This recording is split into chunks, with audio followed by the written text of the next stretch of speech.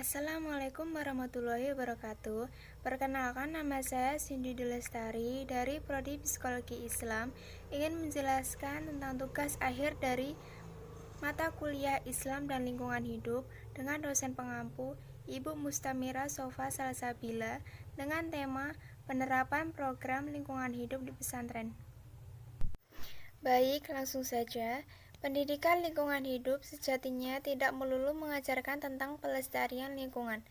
Pendidikan lingkungan hidup juga harus sejalan dengan praktek langsung di lapangan mengenai pelestarian lingkungan hidup serta langsung dilaksanakan setiap harinya sebagai wujud pelaksanaan pendidikan lingkungan hidup. Pondok pesantren menjadi wadah yang cocok untuk memfasilitasi pendidikan lingkungan hidup yang diperlukan masyarakat. Pondok pesantren merupakan komponen dan institusi penting dalam mengubah perilaku masyarakat untuk berperan dalam pelestarian lingkungan hidup serta pemeliharaan sumber daya alam. Sangat penting sejauh mana lembaga ini dapat menjadi contoh dalam melaksanakan perannya di tengah-tengah masyarakat.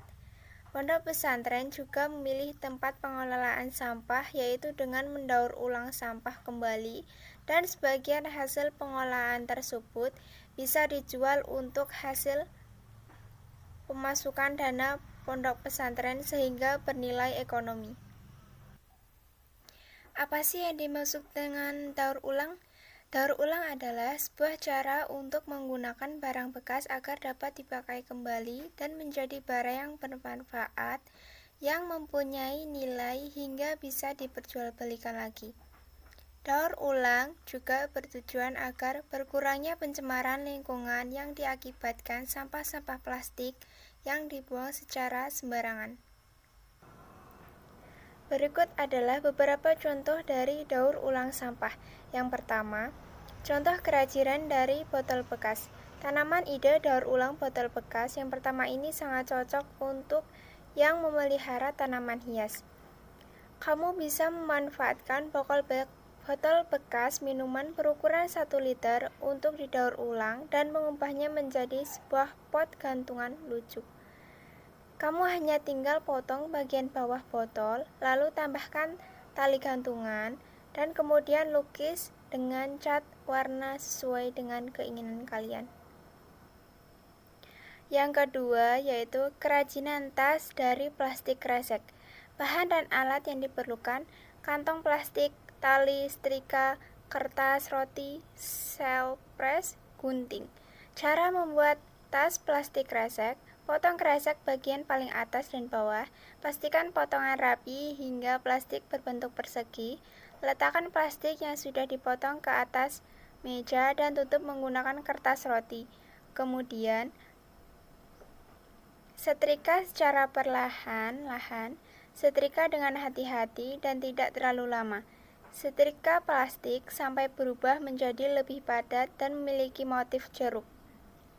Rapatkan bagian bawah plastik menggunakan selpres. Jika tidak mempunyai jahit plastik, sisakan sedikit ruang untuk memasukkan tali ke dalamnya.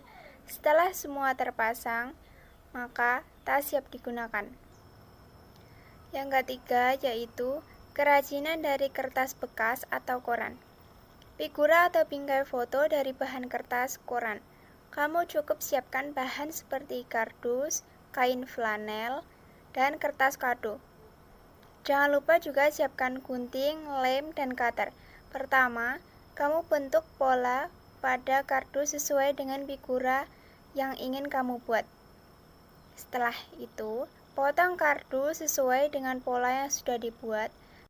Setelah itu, tempelkan kain flanel agar permukaan bingkai menjadi lebih rapih.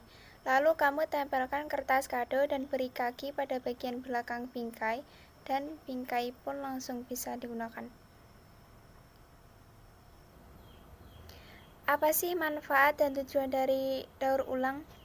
Manfaat daur ulang: yang pertama, membuka lapangan kerja baru. Yang kedua, meningkatkan pendapatan masyarakat. Yang ketiga, mencegah serta juga mengatasi pencemaran lingkungan. Yang keempat, mencegah timbulnya penyakit. Dan yang kelima, meningkatkan daya kreativitas dan juga keterampilan masyarakat. Yang keenam, membantu menciptakan lingkungan yang bersih dan juga sehat. Yang ketujuh, membantu menghemat energi. Yang kedelapan, pengelolaan daur ulang itu tidak membutuhkan ruang serta lahan yang besar.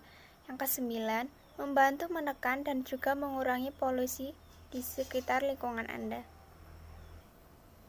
Tujuan dari daur ulang yaitu yang pertama, mengurangi sumber daya alam sehingga kelangsungan hidup itu juga tetap stabil.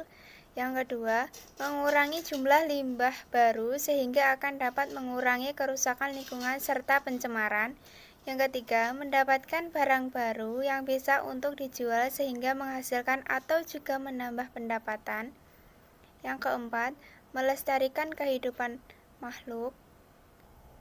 Yang kelima, menjaga keseimbangan ekosistem makhluk hidup. Dan yang terakhir, mengurangi sampah.